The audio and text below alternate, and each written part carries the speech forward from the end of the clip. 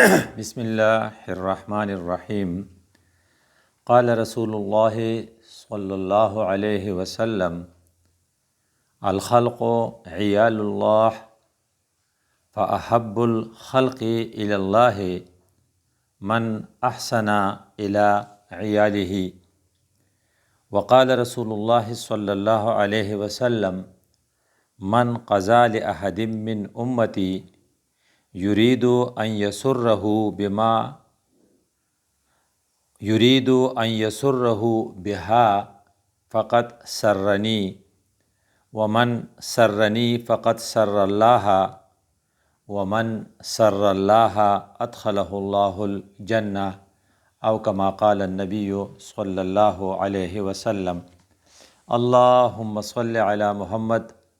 وعلى آل محمد کما صلیت علی ابراہیم وعلی آل ابراہیم انک حمید مجید۔ ہمارے آج کے درس حدیث کا موضوع ہے خدمت خلق،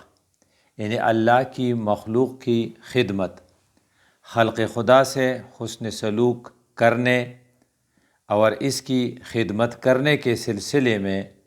رسول اللہ صلی اللہ علیہ وسلم نے بہت سے ہدایات دی ہیں۔ خلاصہ اس طرح بنتا ہے کہ ساری مخلوق اللہ کا کنبہ ہے،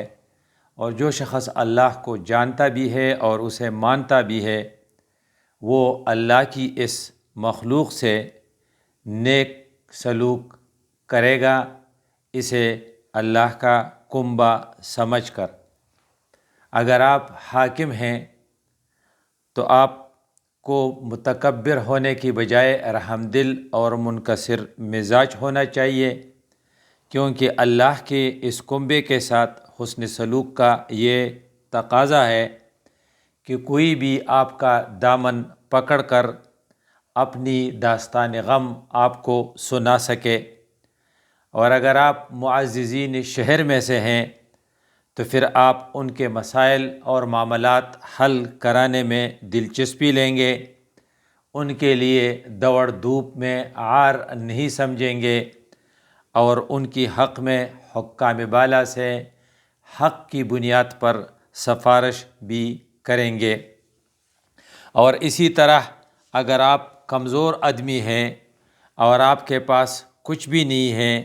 پھر بھی آپ معمولی چیز دے کر، یعنی ایک مسکراہٹ دے کر لوگوں کی خدمت کر سکتے ہیں، یا کسی کی ڈول میں اپنی ڈول سے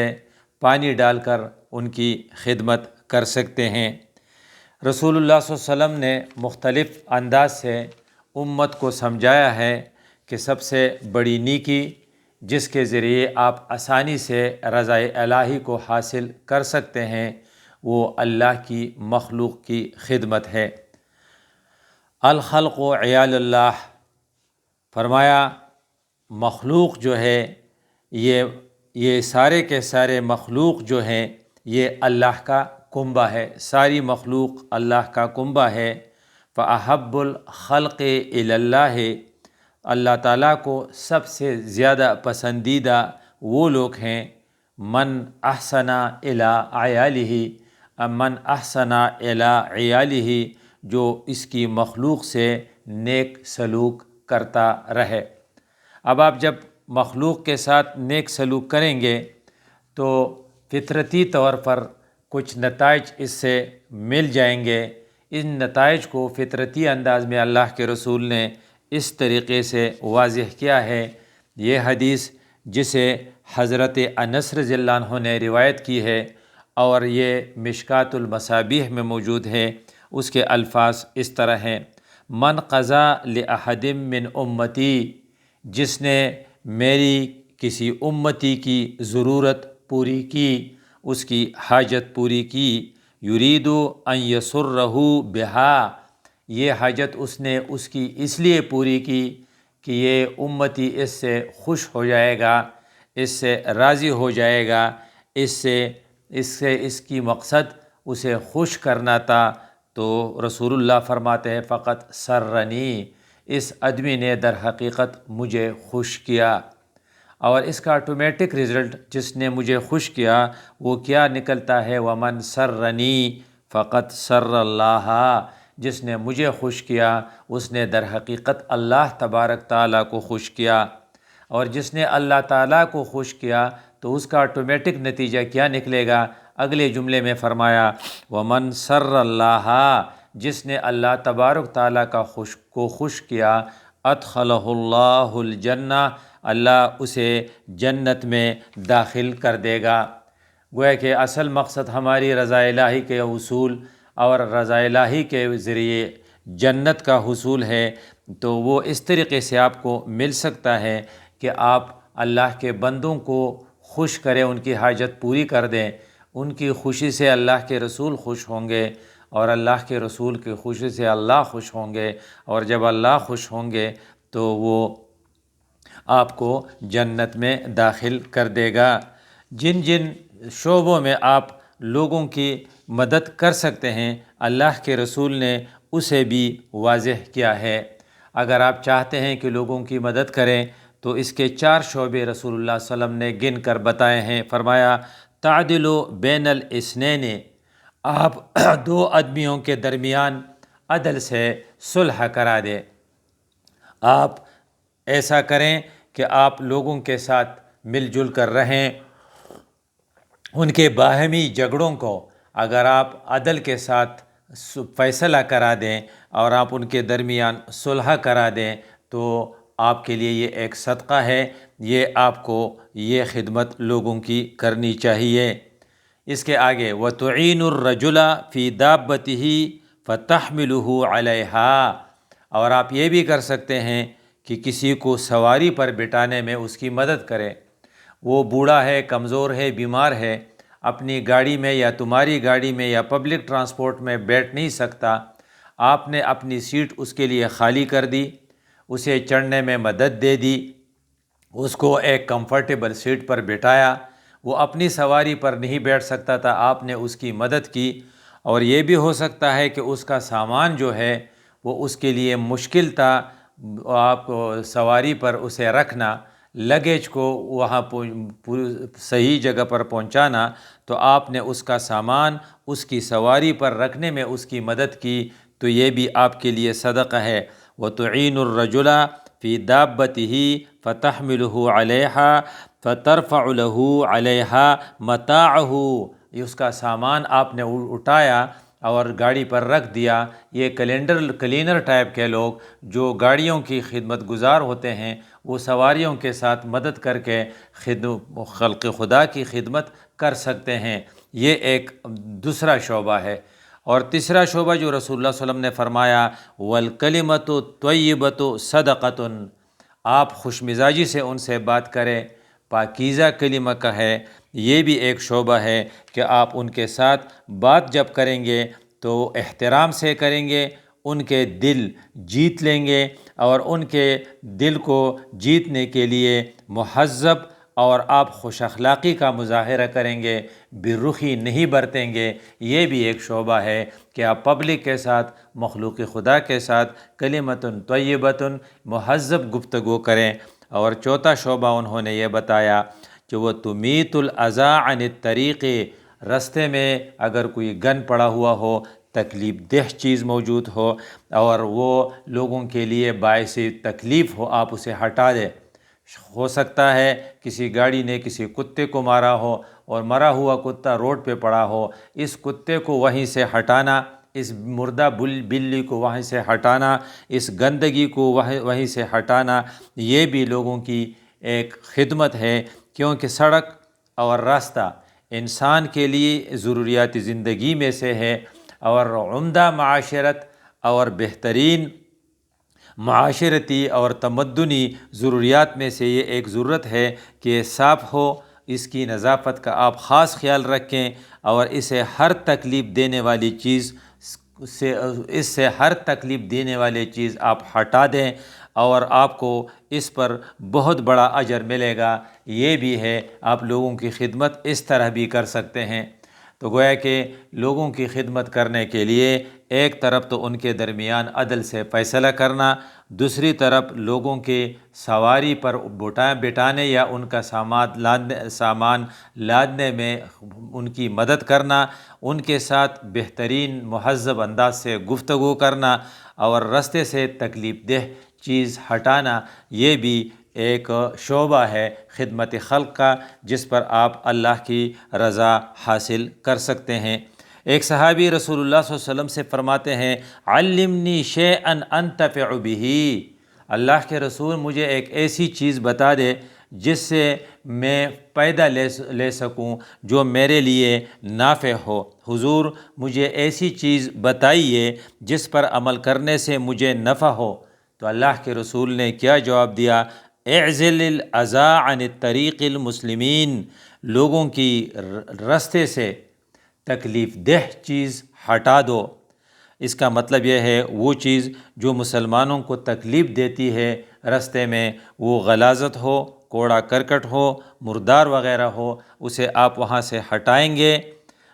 وہاں سے ہٹائیں گے تو گویا کہ یہ ایک ایسا عمل ہے جو آپ کے لیے بہت زیادہ نافع ہوگا۔ یعنی آپ راستے کو خود بھی بند نہیں کریں گے، راستے کو خود بھی خراب نہیں کریں گے، اس میں گند نہیں پلائیں گے، وہاں پر غلط جگہ پر پارکنگ نہیں کریں گے، اور اگر کوئی چیز پڑی ہوئی ہو اسے ہٹانے میں لوگوں کی مدد کریں گے۔ اس طریقے سے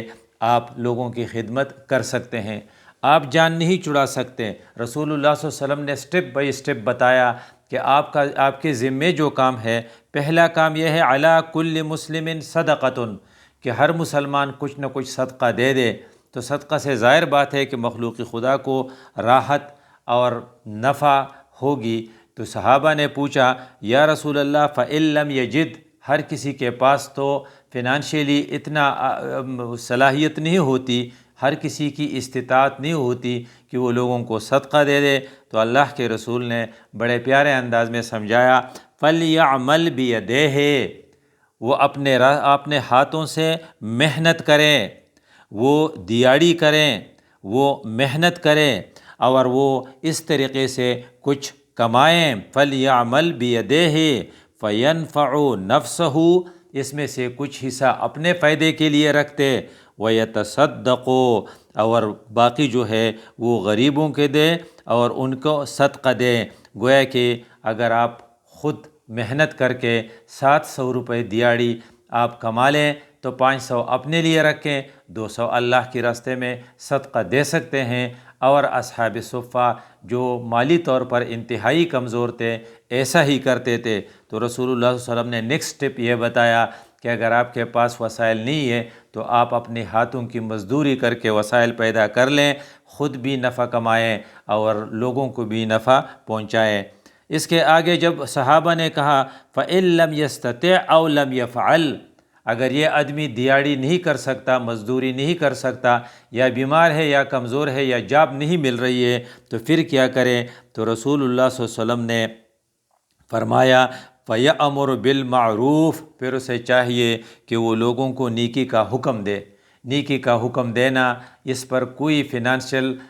بجٹ اس کے لیے ضروری نہیں ہوتی، اس پر خرچہ نہیں آتا، یہ اپنا وہ اخلاقی عادت بنائیں کہ ہر جگہ وہ معروف کی، بولنے میں معروف، رہائش میں معروف، معاشرت میں معروف، بول چال میں معروف، اور بیع شراء میں معروف کا اتباع، اس کی تلقین کریں۔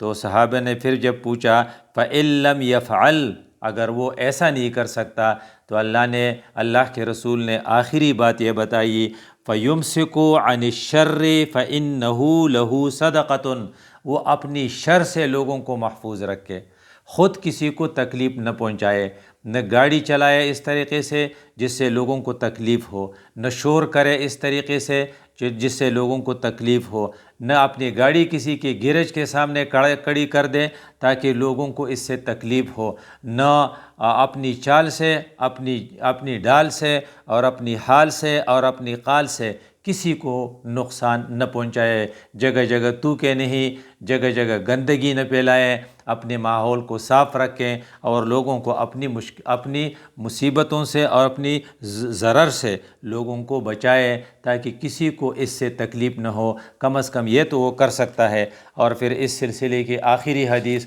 کہ رسول اللہ صلی اللہ علیہ وسلم نے یہ الفاظ کہے، انصر اخاکا، اپنے بھائی کی مدد کریں، ظالماً او مظلوماً، خواہ وہ ظالم ہو یا مظلوم ہو۔ صحابہ نے کہا کہ اللہ کے رسول انصرہ اذا کان مظلوماً، جب وہ مظلوم ہو تو اس کی مدد تو سمجھ میں آتی ہے، لیکن وہ اگر ظالم ہے تو کیف انصرہ، تو ہم اس کی کیسی مدد کریں گے؟ تو اللہ کے رسول نے یہ پیارے الفاظ فرمائے، تحجزہ او تمنعہ من الظلم فإن ذلک نصرہ،